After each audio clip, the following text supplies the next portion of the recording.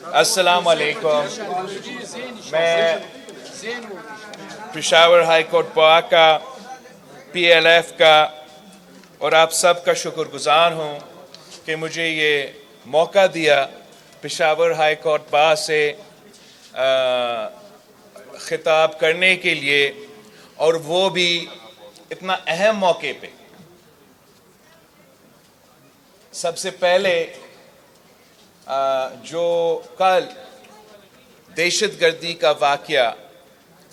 DI Khan میں ہوا، اس کا میں مزاحمت کرنا چاہتا ہوں، اور آئی ایم شور کہ پشاور ہائی کورٹ پاٹ اس بات کے ساتھ دیں گے کہ اس وقت جو دہشت گردی پاکستان میں ایک بار پھر اپنا سر اٹھا رہا ہے، اس کا مقابلہ ہم نے سب مل کے کرنا ہے. اس کا مقابلہ صرف ایک سیاسی جماعت نہیں کر سکتے، نہ ہی ہم ان کا مقابلہ اس بحران کے دوران کر سکیں گے. جب پورا پاکستان ایک ہو کے ان کا مقابلہ کریں گے، تب ہی ہمارا فتح ہوگا. اگر ہم آپس میں لڑتے رہیں گے تو چاہے وہ کل کا دہشت گردی کے واقعہ میں ملوث لوگ ہو یا جو بھی اس ملک کا دشمن ہو، مخالف ہو، وہ ہمیں ہمارے آپس کا لڑائیاں کا فائدہ اٹھاتے رہیں گے. اور یہی وجہ ہے کہ ایسے کوئی ایشوز ہونے چاہیے، چاہے وہ دہشت گردی ہو، چاہے وہ ہمارا نیشنل سیکیورٹی ہو، چاہے وہ معیشت میں جو کچھ فنڈامنٹلز ہو جس پہ سیاسی اختلافات رکھا جا سکتا ہے. مگر جب ملک مشکل میں ہے تو ہم اپنا سیاسی اختلافات کو بھول کے ایک پاکستان بن کے ان مسائل کا مقابلہ کرے. اور مجھے جس طریقے سے اس دہشت گردی میں اضافہ ہو رہا ہے، اس لیے افسوس ہے کہ ہم سب نے مل کے اتنے قربانیاں دیے تھے تاکہ اس کا دہشت گردی کا خاتمہ ہو. خاص طور پہ جو پختونخوا کے عوام ہے، جو پختونخوا کی پولیس ہے، جو پختونخوا میں ہمارا فوجی سپاہی ہے، جو پختونخوا کے لائرز ہے، جو پختونخوا کے ہر طبقے سے تعلق رکھنے والے لوگ ہیں، وہ تو دہشت گردی کے مقابلے میں صف اول کا کردار ادا کر رہے تھے، اور ان کا قربانیاں سب سے زیادہ ہیں. اور یہ ہمارے تمام شہیدوں کے ساتھ جس طریقے سے وہ ساری قربانیاں بھول کے ہمارا ایک جو پوزیشن میں نے حاصل کیا تھا کہ دنیا میں آنا شروع ہو گیا کہ پاکستان نے اپنے ہاں ایٹ لیسٹ دہشت گردوں کا بیک گراؤنڈ توڑا. نہ صرف دہشت گرد تنظیموں سے بات چیت ہوئی، مگر ساتھ ساتھ ان میں وہ لوگ جو سنگین دہشت گردی کے حملے میں ملوث تھے، ان کو بھی جیل سے نکالا گیا.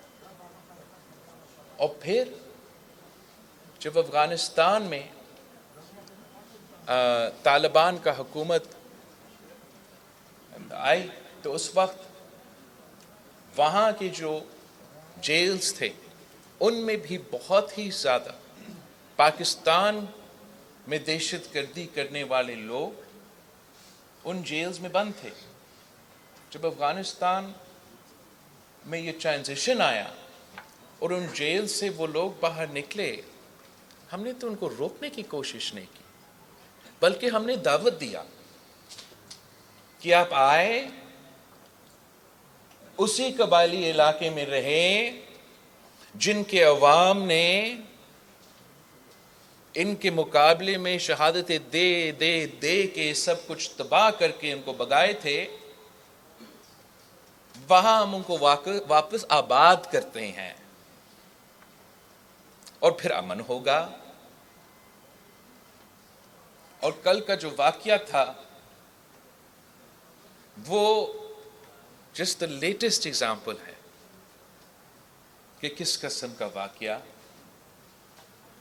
کس قسم کا امن ہم نے قائم کیا ہے. اس ایک ڈیسیژن نے پاکستان کو 10 سال پیچھے دھکیل دیا ہے. اس ایک ڈیسیژن کی وجہ سے ہم نے افغانستان کو پاکستان میں اسٹریٹجک ڈیپتھ دلوایا ہے. اس ایک ڈیسیژن کی وجہ سے آج بھی ہمارا پاکستان کی پولیس، ہمارا پاکستان کے فوجی سپاہی اور ہمارے عوام شہید ہوتے جا رہے ہیں. اور سب سے پہلے جو میرا مطالبہ ہے کہ ہم چاہتے ہیں کہ اس سنگین جرم کا انویسٹیگیشن کیا جائے، احتساب ہو، ملک اور قوم کو بتایا جائے، ان شہیدوں کو بتایا جائے، اے پی ایس کے شہداء کو بتایا جائے کہ ان کے خون پہ سودا کیسے ہوا، کیوں ہوا، کس نے کیا.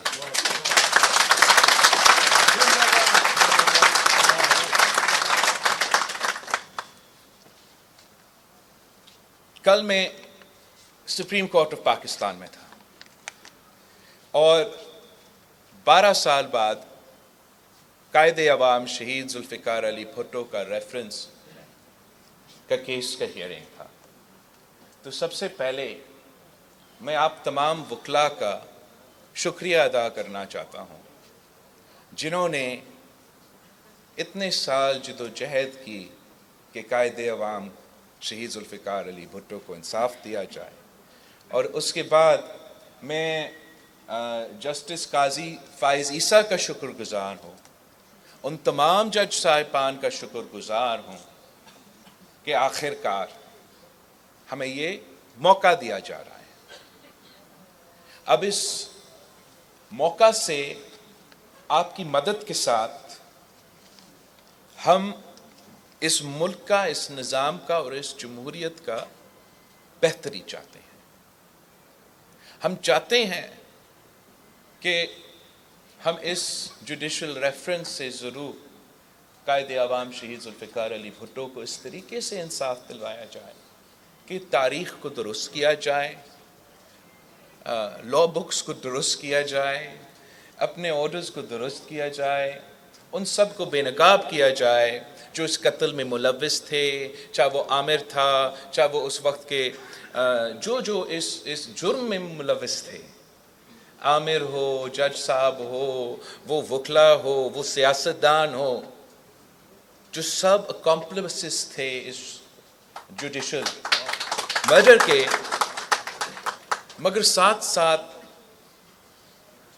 ہم ہمارا جمہوری نظام کے لیے، اسی عدلیہ کے لیے ہم سمجھتے ہیں کہ یہ ایک موقع ہے کہ ہم مل کے پاکستان کو اس بحران سے نکال سکتے ہیں. It is often said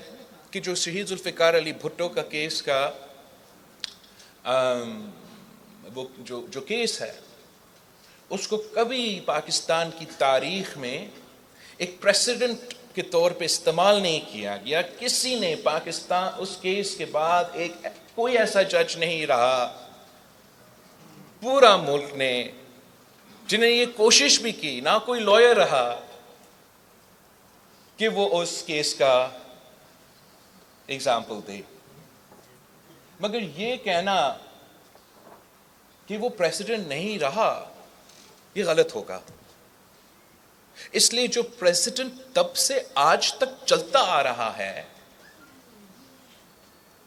وہ اس کیس پہ بھی نظر آتا ہے کہ کس طریقے سے ایک عامر کے وقت اپنی مرضی کا فیصلہ ایک وزیر اعظم کے خلاف کروایا گیا، اور وہ ایسے فیصلہ کہ پھانسی کا. اور کس کے خلاف؟ پاکستان میں بہت وزیر اعظم رہے ہیں، مگر اس وزیر اعظم جو ہمارا آئین کا بانی تھا، اس وزیر اعظم جس نے ہمیں ایٹم بام دلوایا، اس وزیر اعظم جس نے پورا مسلم امہ کو اکٹھا کیا، آج تک ہم اپنے فلسطینی بہن بھائیوں کے لیے رو رہے ہیں، ان کے خلاف جو ظلم ہوتا جا رہا ہے۔ آپ کو معلوم ہے کہ وہ قائد عوام تھا، آپ کا وزیر اعظم تھا، جس نے پورا مسلم امہ کو اس وقت اکٹھا کیا۔ ہمارا پاکستان میں، ہمارا لاہور میں مسلم امہ کو نہ صرف اکٹھا کیا مگر پاکستان نے ان کا قیادت کی۔ اور جب پاکستان قیادت کر رہا تھا نا، جب قائد عوام شہید ذوالفقار علی بھٹو پاکستان کا اس کا قیادت کر رہا تھا، تو آپ کو پتہ ہے کہ کس قسم کے فیصلے لیے جاتے تھے۔ جب ہمارے فلسطینی بہن بھائیوں کو اس وقت ان کے خلاف ظلم کر رہا تھا، تو وہ ایک قائد عوام تھا جس نے باقی مسلم امہ کو سمجھایا کہ یہ جو آپ کا تیل ہے، یہ نہ صرف ایک کمائی کا ذریعہ ہے، یہ آپ کا طاقت ہے، اور آپ مل کے استعمال کرو۔ وہ فیصلہ لیا گیا، ہر ایک شخص جو بھی اس فیصلہ میں ملوث تھا، قائد عوام شہید ذوالفقار علی بھٹو کے ساتھ ساتھ سب ان نیچرل ڈیتھ سے مر گئے، شہید ہو گئے۔ اس وقت کا سائفر کا شور ہو رہا ہے آج، تب کا secretary of state of the United States of امریکہ پاکستان کا وزیر اعظم کو کہتا ہے کہ we will make a horrible example of you, اور پھر کر کے دکھایا۔ تو تب اگر آپ قائد عوام شہید ذوالفقار علی بھٹو کے خلاف، اس شخص کے لیے جو کہ کنگ فیصل اور یاسر عرفات نے جنرل ضیاء کو خانہ کعبہ میں وعدہ لیا تھا کہ اس کو آپ شہید نہیں کریں گے، مگر اس شخص نے شہید کر دیا، یہ ہو گیا، تو جو باقی ہمارے وزیر اعظم رہے ہیں بیچارے، ان کے ساتھ تو یہی ہونا تھا نا۔ ان کو شاید اس بات کی اندازہ نہیں تھا جب وہ زندہ ہے بھٹو کا نعرہ کا طنز کرتے تھے، جب پیپلز پارٹی کا مذاق اڑاتے تھے، شاید اب ان کو اندازہ تھوڑا سا ہو رہا ہوگا کہ پیپلز پارٹی کے ان باتوں کے ساتھ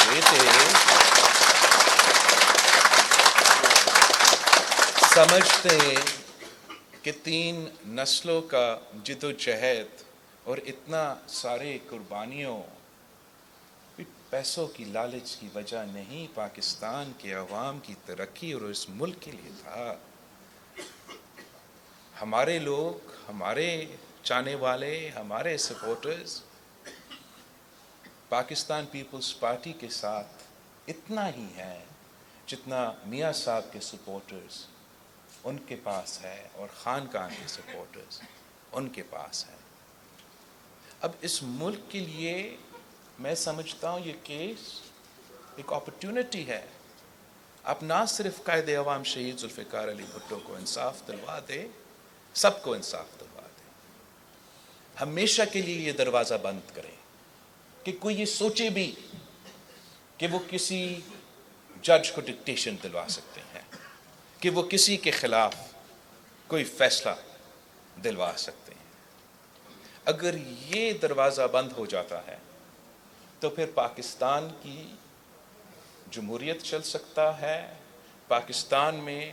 ہمارا جوڈیشری میں جو اعتماد ہے وہ بحال ہو سکتے ہیں، ہمارا ادارے میں جو اعتماد ہے وہ بحال ہو سکتا ہے۔ جو بات ہم سب کرتے ہیں کہ سب کو اپنے اپنے دائرے میں رہ کے کام کرنا چاہیے، وہ بھی ہو سکتا ہے۔ تو میں آپ کی ساتھ مانگتا ہوں، آپ کا سپورٹ مانگتا ہوں، آپ کا مدد مانگتا ہوں کہ اس وقت جو قائد عوام شہید ذوالفقار علی بھٹو کا ریفرنس چل رہا ہے، اس میں ضرور قائد عوام شہید ذوالفقار علی بھٹو کو انصاف دلوانا چاہتا ہوں، مگر اس لیے کہ کل، آج بھی نہیں، کل کوئی اور جو آئے اور اس ملک کا وزیر اعظم بنے، اس ملک کا مینڈیٹ لے کے، تو ان کے ساتھ اس قسم کا واقعہ نہ ہو۔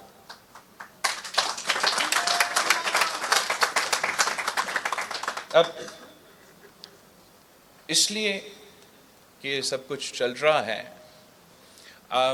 I want to ask you a few questions of law۔ میں سمجھتا ہوں کہ آپ سے بہتر کون ہوگا کہ میں کوشچن آف لا پوچھوں۔ اس لیے مجھے بتایا جا رہا ہے کہ قائد عوام شہید ذوالفقار علی بھٹو کا ریفرنس کا کیس تو آپ چلا تو رہے ہو، کوشچن آف لا کیا ہے آپ کا؟ تو میں آپ سے کوئی کوشچنز آف لا پوچھنا چاہ رہا ہوں، اس لیے میں تو لائر نہیں ہوں، تو میں تو اس سوال کا جواب آپ کی مدد کے ہی ساتھ دے سکتا ہوں۔ کوشچن آف لا، میرا کوشچن آف لا یہ ہے کہ کیا عدالت قتل کر سکتا ہے کسی بھی صورت میں؟ کیا وہ مرڈر کروا سکتے ہیں؟ کیا وہ کو اکیوزڈ بن کے کسی کے ساتھ مل کے کسی کو قتل کر سکتا ہے؟ کیا اگر کوئی قتل ہو جاتا ہے تو اس کے بعد اس کا جو is there any statute of limitations؟ کہ کیا اگر کوئی قتل ہوا تو 5 سال پہلے قتل ہوا تو پرانی بات رہے گی نا؟ قتل تو قتل ہے، اور قتل کا حساب مانگنا، انصاف مانگنا ہر کسی کا آئینی حق ہے، قانونی حق ہے، اسلامک حق ہے۔ تو یہ میرا کوشچن آف لا تھا۔ دوسرا میرا ایک جو کوشچن آف لا ہے کہ جب کسی جج صاحب نے فیصلہ کیا کہ میں نے ڈیم بنانا اور میں نے بس ڈیم ہی بنانا ہے، تو تب کوشچن آف لا کا سوال کرنے والا کون تھا؟ کوشچن آف کانسٹیٹیوشن کرنے والا کون تھا؟ ضرورت تھا ایک آدمی کا، راستہ بنایا گیا آئینی قانونی کہ ڈیم بناؤ۔ کوشچن آف لا، کیا کسی چیف جسٹس صاحب کے یہ حق ہے کہ اگر وہ کسی شہر سے تعلق رکھے تو وہ فیصلہ کرے کہ مجھے یہ شہر پسند آیا اپنا بچپن میں، 1950s کا جو کراچی تھا وہ تو زبردست تھا، اس کے بعد آپ لوگوں نے اتفاق کیا تو میں ویسے کراچی کھڑا کر دوں گا۔ وہ کیسے؟ غریبوں کا گھر تباہ کرنا، اماراتیں تباہ کرنا۔ وہاں جب یہ فیصلے کیے جا رہے تھے کہاں تھا کوشچن آف لا؟ کیا ایک اور کوشچن آف لا، یہ لا میں یا آئین میں گنجائش ہے کہ چیف جسٹس آف پاکستان ٹماٹر کی قیمت لگائیں؟ اچھا، جبکہ ہم نے اب اسٹیبلش کر لیا تھا، ابھی ہم نے اسٹیبلش کر لیا ہے کہ کوشچن آف لا تو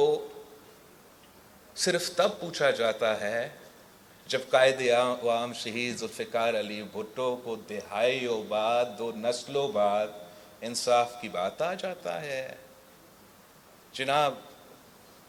شہید ذوالفقار علی بھٹو کا ریفرنس کوشچن آف لا ہے،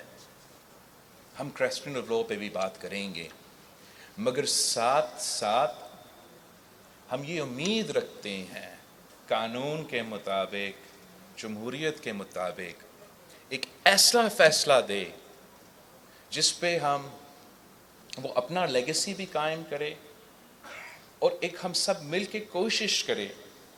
کہ اس ملک کو، ہمارا نظام کو ایک ایسا سمت کی طرف لے کے جائے جس میں ہمارا ملک ترقی کر سکے، ہمارے عوام ترقی کر سکے، ہمارا نوجوان ترقی کر سکے۔ میں صرف 18 مہینہ اس ملک کا وزیر خارجہ رہا ہوں، اور میں نے اپنے آنکھوں سے دیکھا ہے کہ کتنا پوٹینشل موجود ہے، کتنا ہم کروا سکتے ہیں اگر ہم صرف ایک شرط ہے، ہم وہ پرانی سیاست چھوڑ دیں، وہ تقسیم، نفرت، انا کی سیاست، وہ ذاتیات کی سیاست، وہ میں کھیلوں گا یا میں کسی کو نہیں کھیلنے دوں گا والا سیاست، اگر ہم اس کو دفن کرتے ہیں ہمیشہ کے لیے، تو جو شہید ذوالفقار علی بھٹو نے وعدہ کیا تھا کہ یہ ملک ایک مضبوط ملک بنے گا، ہم وہ کر کے دکھائیں گے۔ ہمارے پاس اپنے وسائل ہیں، اپنے ریسورسز ہے، اگر ہم دنیا کے ساتھ مل کے چلنا چاہتے ہیں وہ بھی ہمارا اپنا فیصلہ ہے۔ اگر ہم نارتھ کوریا بننا چاہتے ہیں تو وہ بھی ہمارا مرضی ہے، مگر اگر ہم دنیا کے ساتھ چلنا چاہتے ہیں تو میرا اس ملک کے عوام سے وعدہ ہے، اس ملک کی 70% آبادی سے وعدہ ہے کہ آپ کا ملک ایسے ترقی کرے گا کہ ہم اپنے باقی تمام جو ساتھیوں ہیں ان کو پیچھے چھوڑیں گے۔ میں جانتا ہوں کہ میرے نوجوانوں میں جتنا ہمت ہے، جتنا حوصلہ ہے، جتنا ہوشیار ہے، جتنا محنت کر سکتے ہیں، پوری دنیا کو، میں تو جب شہید بی بی جلا وطن تھی تو میں دبئی میں رہتا تھا، اس دبئی کو آپ سب نے دیکھا تھا، وہ دبئی کو اگر کسی نے بنایا ہے تو میرا پختونخوا کے بھائیوں کے خون پسینہ نے اس شہر کو بنایا۔ ہم دوسرے ممالک بنا سکتے ہیں تو ہم اپنے کیوں نہیں بنا سکتے؟ ضرور بنا سکتے ہیں۔ ہمیں کہا جاتا ہے کہ وسائل نہیں ہیں، ہم وسائل نکال سکتے ہیں۔ اس وقت اگر مہنگائی، بے روزگاری اور غربت ہر پاکستانی کا سب سے بڑا مسئلہ ہے تو اس کا بھی حل ہم نکال سکتے ہیں۔ ان کے تمام مسائل کے لیے ہم حل نکال سکتے ہیں، لیکن اگر ہم نے وہی پرانا سیاست کرنا ہے جہاں ہم نے ایک دوسرے کے ٹانگ کھینچنا ہے، ایک دوسرے کے خلاف لڑنا ہے، تو پھر بالکل ہم نہ مہنگائی کا مقابلہ کر سکیں گے، نہ غربت کا مقابلہ کر سکیں گے، نہ بے روزگاری کا مقابلہ کر سکیں گے۔ اصل وجہ کہ خان صاحب ناکام کیوں رہا ان مسئلے کا حل نکالیں اور پی ڈی ایم کیوں ان مسئلے کو حل نہیں نکال سکے، اصل جواب اس کا یہی ہے کہ ملک کے مفاد میں سیاسی جماعتوں کی اپنے ضد ہے، ان کے ملک کے مسائل سے اوپر رکھا گیا ہے، اور جب ہم اپنے ذاتی مفاد کے بارے میں نہیں سوچیں گے تو کوئی وجہ نہیں ہے کہ ہم 5 سال کے اندر ہی اندر اس ملک میں جو تنخواہ ہے عام آدمی کا ہم دگنی کر سکتے ہیں، ڈبل کر سکتے ہیں۔ اب میں اس لیے آپ کا عادت ہے ایسے وعدے سننا جو کہ سیاسی ریٹورک ہے، 1 کروڑ یا 2 کروڑ، پتہ نہیں کتنے کروڑوں کا جابز کا وعدہ، 50 لاکھ گھر کا وعدہ، بہت سے وعدے تو آپ سنتے آ رہے ہیں، تو آپ سمجھ رہے ہیں کہ میں بھی شاید ایسے ہی وعدہ کر رہا ہوں، مگر ہمارا پاکستان پیپلز پارٹی کا تاریخ یہ ہے کہ جو ہم کہتے ہیں وہ ہم کر کے دکھاتے ہیں۔ مہنگائی سب سے بڑا مسئلہ ہے اس وقت۔ اگر 10 سال پہلے ایک خاندان میں ڈیول انکم تھا 35,000 روپیز کا ایچ اینوئل مہینہ، تو پھر ان کا گزارا ہوتا، آپ اپنا تنخواہ پہ گزارا کر سکتے تھے، آپ اپنے خاندان کو نیوٹریشس فوڈ دلوا سکتے تھے، آپ اسی ڈبل انکم کا 35,000 کا اسی میں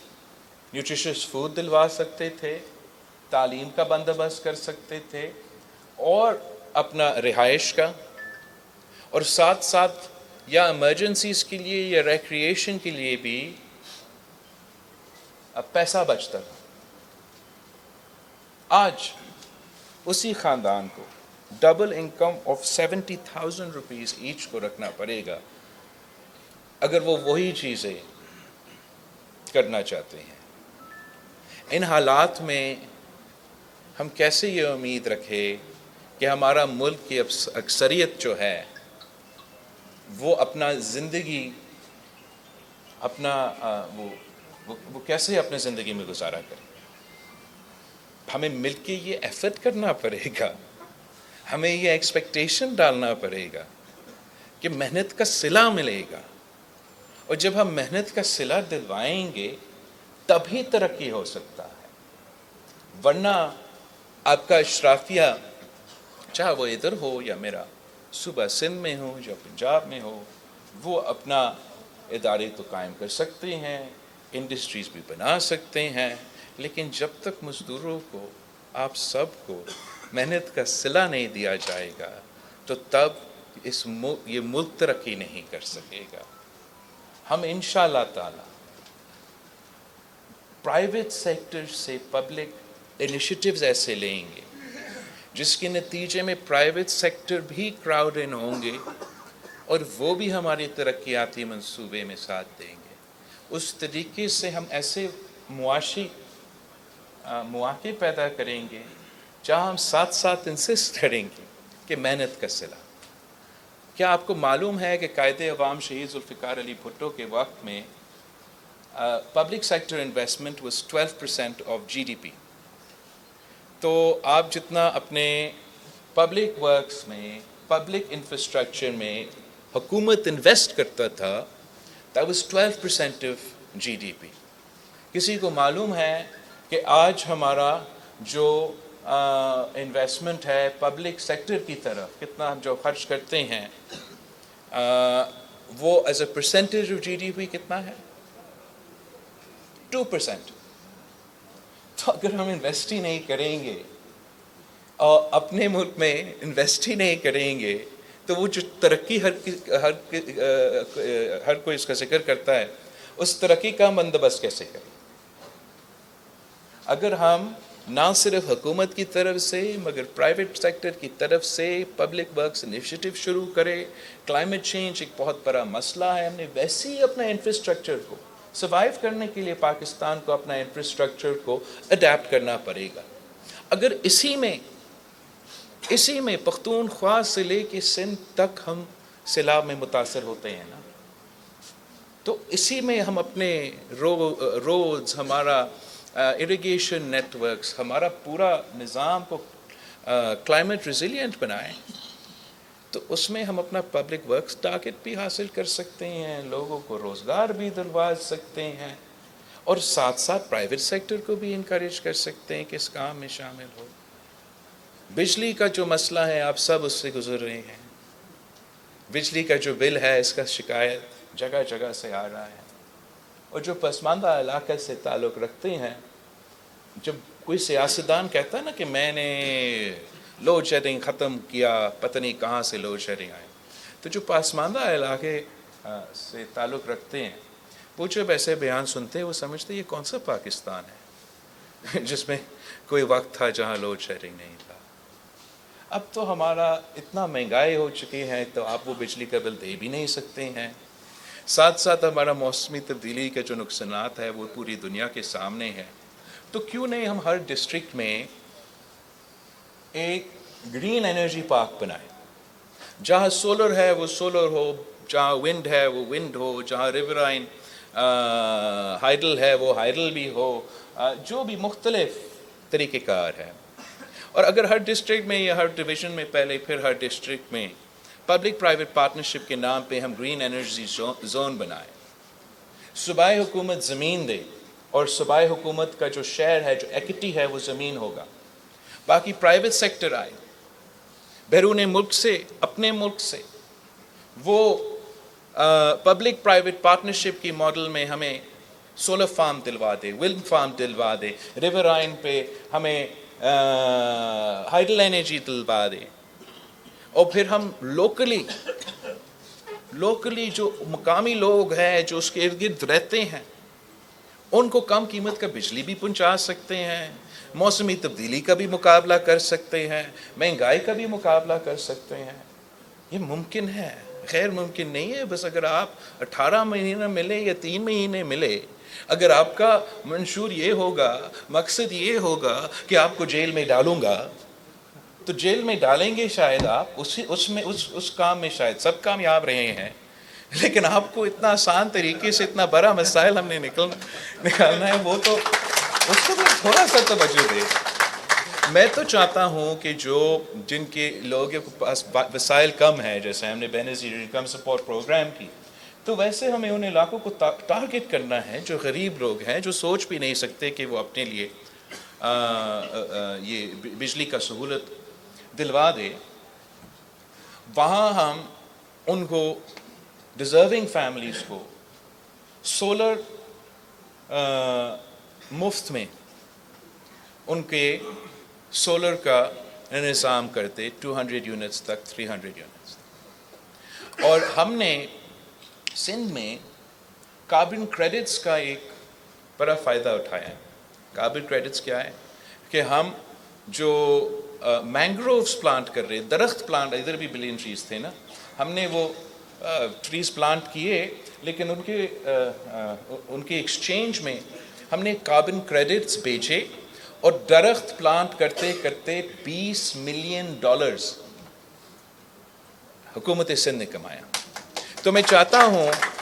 کہ اسی جو کاربن کریڈٹس ہے، اس سے میں مفت جو غریب ترین لوگ ہیں، مفت گرین انرجی کے تحت بجلی پہنچا دوں، اور ان کا جو سولر ہے اس کو میں کاربن کریڈٹس پہ مارکیٹ میں بیچ دوں، اور اس طریقے سے یہ منصوبہ فنڈ کروں۔ میں سمجھتا ہوں کہ یہ بھی اتنا مشکل کام نہیں ہے، صرف دھیان دینا ہے، ٹائم دینا ہے، وقت دینا ہے۔ ویسے تو پیپلز پارٹی ہمیشہ انقلابی کام کرتی ہے۔ ہم نے بے نظیر انکم سپورٹ پروگرام کروایا، سب ہم پہ طنز کرتے تھے۔ اب دنیا مانتے ہیں کہ غربت کا مقابلہ کرنے کے لیے بہترین منصوبہ وہ بے نظیر انکم سپورٹ پروگرام ہے۔ مزدوروں کے لیے جو قائد عوام شہید ذوالفقار علی بھٹو نے کیا، آج تک ان کو یاد ہے کس طریقے سے وہ حق دلوا سکتے ہیں۔ جو شہید ذوالفقار علی بھٹو کا جو ویژن تھا، اس کو اس دور کے لیے ہم کیسے انٹروڈیوس کر سکتے ہیں، اس کے لیے ہم نے چاہا، اور ہم نے ایک پائلٹ پروگرام صوبہ سندھ میں بھی شروع کیا بے نظیر مزدور کارڈ کے نام سے، جس سے وہ تمام جو سہولتیں ہیں، پینشنز ایٹسٹرا، ہم نہ صرف ان مزدور جو رجسٹرڈ مزدور انڈسٹریز میں ہیں یا ایون جو حکومت میں کام کرتے ہیں، مگر تمام مزدور کو جو سیلف امپلائڈ بھی ہو، چاہے وہ لائر ہو، چاہے وہ کسی پرائیویٹ سیکٹر میں کام کرے، چاہے وہ زرعی مزدور ہو، چاہے وہ بی پی لو ہو گیا، اوکے، خیال رکھیں ان کا، چاہے وہ کسی کا گھر میں کام کرے، ان کو بھی ہم وہ تمام سہولتیں فراہم کرے جو قائد عوام شہید ذوالفقار علی بھٹو نے ہمارے مزدوروں کو دیا تھا۔ ہم نے اس کا پائلٹ صوبہ سندھ میں شروع کیا ہے، اور انشاءاللہ تعالی اللہ نے موقع دیا تو میں ملک بھر کے مزدوروں کو اس کارڈ کے تھرو سہولت دلوانا چاہتا ہوں۔ ہم ساتھ ساتھ اپنے نوجوانوں کو سہولت دے سکتے ہیں اس وقت کے لیے جب وہ روزگار کے تلاش میں ہیں، جب وہ روزگار کی تلاش میں ہیں، اگر وہ اس کرائٹیریا میں آ جاتے ہیں تو ان کو بھی ہم یوتھ کارڈ کے تھرو مالی مدد 1 سال کے لیے دینا چاہتے ہیں، تاکہ جب وہ روزگار کے تلاش میں ہیں ان کو کچھ کور دیا جائے، خاص طور پہ ان نوجوانوں کے لیے جو نیا اپنے تعلیم مکمل کر کے روزگار کی تلاش میں ہوتے ہیں، تو ان کو کہا جاتا ہے کہ آپ کے پاس تعلیم تو ہے لیکن ایکسپیرینس نہیں ہے۔ اب اگر ان کو روزگار نہیں دیا جائے گا، وہ ایکسپیرینس کیسے لیں گے؟ تو یہ اس پیریڈ کو کور کرنے کے لیے ہم یہ یوتھ کارڈ دلوانا چاہتے ہیں، جس سے نہ صرف مالی مدد ملے، مگر ہم ان کو چاہے وہ کیریئر سروسز ہو، مختلف ووکیشنل ٹریننگ ہیں، مختلف چیزیں ہیں، ہم اپنے نوجوانوں کو دلوا دیں۔ 2 آخری پوائنٹس جو میں آپ سے شیئر کرنا چاہ رہا ہوں، ایک تو شہید ذوالفقار علی بھٹو کے جو روٹی کپڑا اور مکان کا وعدہ تھا، ہم مکان کا جو وعدہ ہے پورا کرنا چاہتے ہیں. ہم سمجھتے ہیں کہ housing for all is a right, اور ہم سندھ میں اس وقت میں 20 لاکھ گھر بنا رہا ہوں، جس کا جو کہ نہ صرف کلائمیٹ ریزیلینٹ پکا گھر ہے، مگر ساتھ ساتھ ان خواتین کو ہم اس زمین کا مالک بنا رہے ہیں. تو میں چاہتا ہوں کہ جس طریقے سے شہید ذوالفقار علی بھٹو نے 5 مرحلہ اسکیم دیا، جس طریقے نے شہید محترمہ بینظیر بھٹو نے 7 مرحلہ اسکیم دیا، اور جس طریقے سے ہمارا اپنی زمین اپنا مکان پروگرام چل رہا ہے، ویسے ہی ہم پاکستان بھر میں 3 ملین فیملیز کو نہ صرف گھر بنا کے دے مگر ان کو اپنا زمین کا مالک بنا دیں. اور میں سمجھتا ہوں کہ اگر ہم نے یہ ایک طریقہ نکالا ہے جہاں ایک صوبہ میں یہ کام ہو رہا ہے، تو کوئی وجہ نہیں ہے کہ ہم اس پہ عمل درآمد نہیں کر سکتے ہیں. اور اس کے ساتھ ساتھ جو کچی آبادی میں رہنے والے ہیں، کچی آبادی میں رہنے والوں کے لیے ملک بھر میں، ان کو بھی میں سمجھتا ہوں ہمیں مالکانہ حقوق دلوانا چاہیے. خاص طور پہ ان کے خواتین کے نام پہ آپ وہ مالکانہ حقوق دے. میں نے یہ کام اپنا لڑکانہ کی کچی آبادی میں کیا تھا. وہاں ہمارا رائس کنال ہے جو پرائم پراپرٹی ہے، کہ ان کو ہم کیسے ہٹائیں تاکہ یہاں ایک ہم بزنس بنائیں، پراپرٹی بیچیں، مال بنائیں. تو مجھے بہت دکھ ہوا کہ یہ کوشش ہو رہا ہے، اور ان غریب لوگوں اس پریشانی میں تھے کہ کب ان کا گھر سے چھینا جائے گا. اور افسوس کے ساتھ اس موقع پہ کچھ میں سب کا نام نہیں لے سکتا، لیکن کچھ ہمارا جو لوکل جوڈیشری کے لوگ تھے وہ بھی یہ چاہ رہے تھے، جو کچھ ہمارا لائر کمیونٹی کے لوگ تھے وہ بھی چاہ رہے تھے، لیکن دوسری طرف وہ بھی تھے جنہوں نے ساتھ دیا اور اس چیز کا مقابلہ کیا. اینیوے، ہم نے پھر آخر ان کو اپنا زمین کا مالک بنایا. اور وہ جو لوگ مطلب غریب ترین زندگی گزار رہے تھے، راتوں رات ان کو ایک معاشی طاقت ملا. ایک تو جیسے ہی ہم نے ریگولرائز کیا تو دم سے اس کا قیمت جمپ کر دی. اتنا پرائم لوکیشن میں تھے اور ان کے پاس اب یہ ایسٹ مل گیا. اب ان کی مرضی. اور یہ ماڈل میں پاکستان بھر کے کچی آبادوں میں کاپی کرنا چاہتا ہوں کہ آپ کے پاس ہم اگر راتوں رات ہمارے خاص طور پہ خواتین کے نام پہ ان کو یہ احساسہ دلوا سکتے ہیں جو ایک قیمت رکھے گا، پھر ان کی مرضی. وہ اپنے بچوں کو دلوانا چاہے، رکھنا چاہے، اس کا قیمت تو بھرتا رہے گا اور آگے اپنے بچوں کے لیے چھوڑ سکتے ہیں. یا کوئی وجہ ہے کہ ان کو چاہے وہ کاروبار کرنا چاہیں، کچھ بزنس کرنا چاہیں، تو اب ایک ایسٹ ہوگا، وہ بینک کے پاس جا سکے گا کہ میرے ہاں ایک ایسٹ ہے، مجھے ایک لون دیں. ہم نے اس قسم کا انقلابی کام کرنا پڑے گا اگر ہم اس معاشی بحران سے واقعی نکلنا چاہتے ہیں.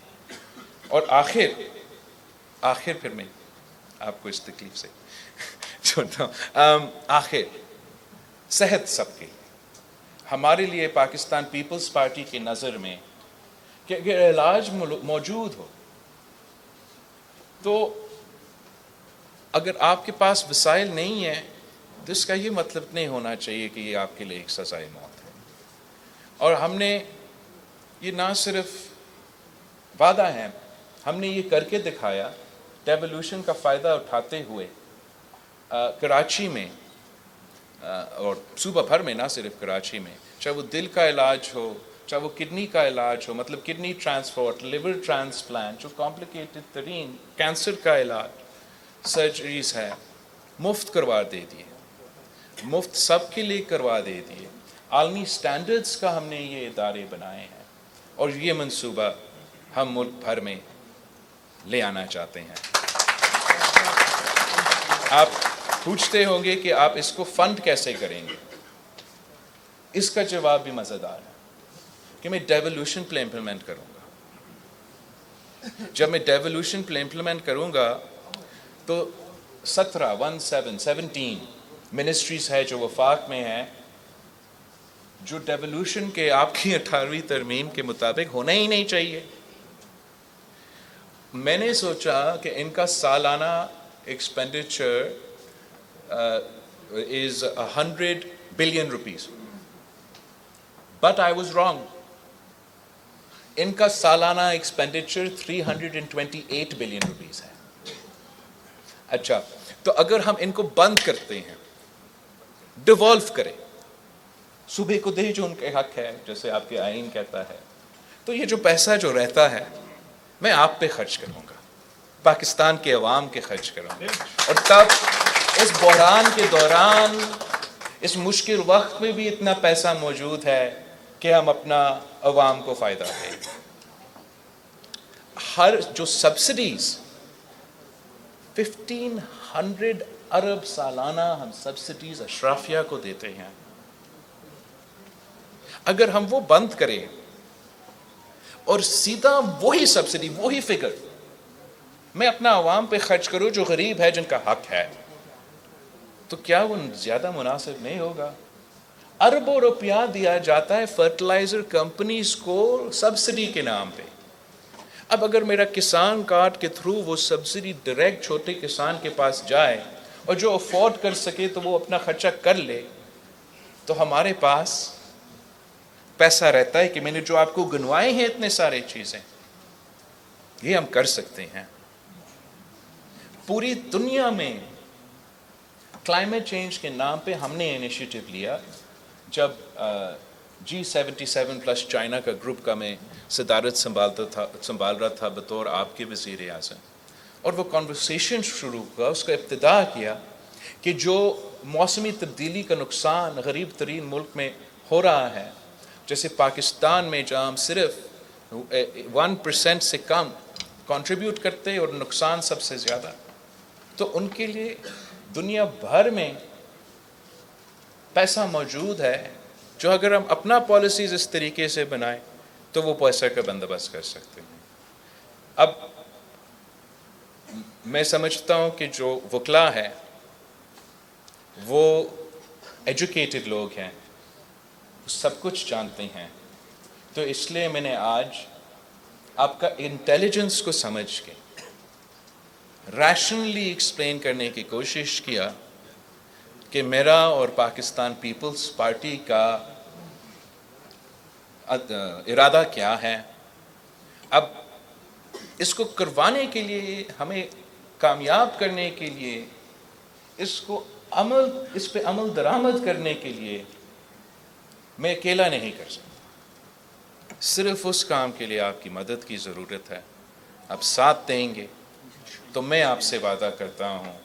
اور جب ہم اپنے تمام وعدے پہ عمل درآمد کریں گے. میں ایک بار پھر اپنا پشاور ہائی کورٹ کا, اپنا PLF کا اور آپ سب کا شکر گزار ہوں کہ آپ نے میرا اتنا لمبا تقریر بیٹھ کے سنا ہے, اور انشاءاللہ تعالی ضرور موقع ملے گا کہ ہم پھر سے انٹریکٹ کریں. تھینک یو سو مچ. بہت شکریہ.